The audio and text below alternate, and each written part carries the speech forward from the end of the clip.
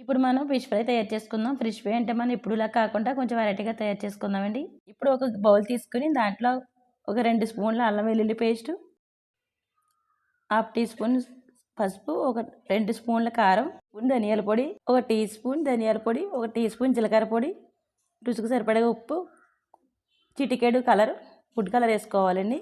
ఒక 2 స్పూన్ల cornflour, half teaspoon chicken masala, కొంచెం నిమ్మరసం కూడా పిండుకొని బాగా కలుపుకోవాలి.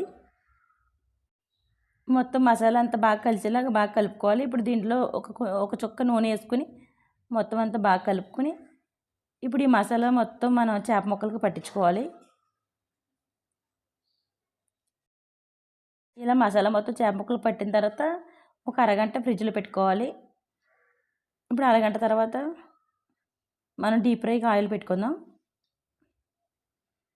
ఆయిల్ వేడైన తర్వాత ఒక్కొక్క చేప ముక్క తీసుకొని డీప్ ఫ్రై చేసుకోవాలి.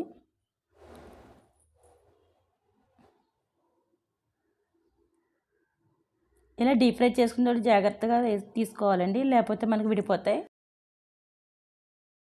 ఇలా డీప్ ఫ్రై చేసిన తర్వాత ఈ ఆయిల్ మొత్తం తీసేసుకుని మళ్ళీ ఒకసారి ఈ చేప ముక్కల్ని మనం ఇదే పాన్లో వేసుకుని బాగా వేపుకోవాలండి. అప్పుడు మనకి లోపల వరకు కుక్ అవి బాగా క్రిస్పీగా కరకలాడుతూ ఎక్కువ సేపు ఉంటాయి. ఇలా వేపుకునేటప్పుడు దీనిపైన కొత్తిమీర చల్లుకోవాలి. ఇలా బాగా వేపుకోవాలి. ఇలా వేపుకోవడం వల్ల మనకి ఈ చేప ముక్కలు చాలా క్రిస్పీగా వస్తాయి.